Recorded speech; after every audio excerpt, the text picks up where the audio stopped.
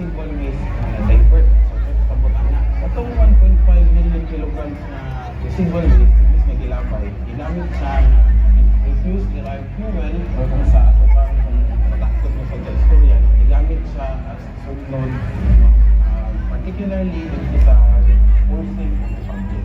Sa illegal, I think pwede nato na ikahambog na best practice sa illegal pag-divert sa basura. Ang isa is fuel, kaya yung wala kayo siya nagpakapitan sa normal lugar. Particularly sa Northern Mindanao, tapos siya nakaayuhan kay una, imbis na ilabay na ang basura, ato pa siya nakahimuslan. Labi na sa pagsunod sa MAA, ang atong mga residual waste, instead na ilabay, gamiton siya sa laing pamaagi. Kaya mo ito ang pag-divert sa basura as refuse-derived fuel, tara ni siya ka strategy. Another strategy ang sanitary landfill. Sa under magod sa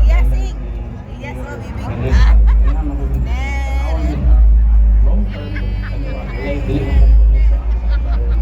Ang nakatakaroy conduct environment, engineering, geological, and geohazard assessment. So, kaya sa pag-anak.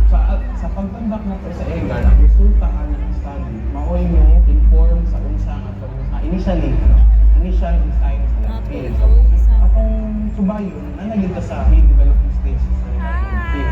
Anong duha, kita ninyo na ay immediate, long term, dili siya stand-alone strategies.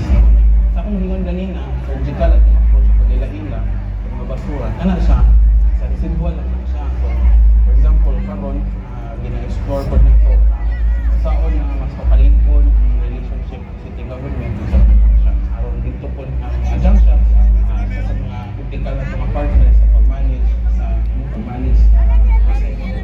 Sugod sa administrasyon, nag-purchase ang LGU Iligan sa mga pikitong gikinahanglan sa paghipos sa mga residual waste. Anaa ang thermal decomposition machine, biocomposter, bio-shredder, ug higalanan, gakamunin na kung abot ang mga ikito sa MAA Integrated Waste Solution Corporation. Ang MAA usa ka waste treatment and disposal company nga maumukuha ang basura sa Iligan. Ang galingin ug iproseso ang mga residual waste. Dugmukon ug mahimong refuse-derived fuel na mahimong ibalik sa mga dagkong kumpanya.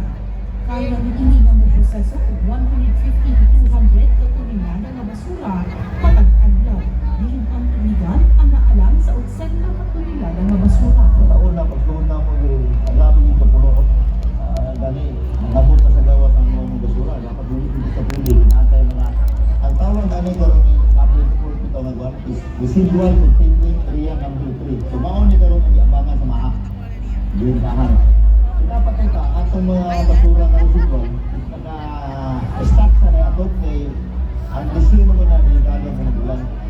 So mao din purpose, but mga nag-ulit na ito ang purpose sa residual containing area. Kaya ano, yapon na sa gawas.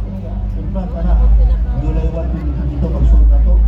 Puno kaya ang kagamanan lokal ang mabigyan ng paningkamot bulikan sa mga problema daan napay mga kritiko nga bumagan mga paningkamot dito dito pagtubuloy kritiko pero part sa trabaho sa NGO is ang basura problema magay na ato yung pagginang solusyon right after ito pagtuli natin pagtubo na ito ato yung pangpanitaan ng pamaagi mo una nag-benchmarking ka sa mga urban cities mo nangita-ngitan kung sa mga maayong solusyon sumba sa ating basura, napapariha sa ating problema.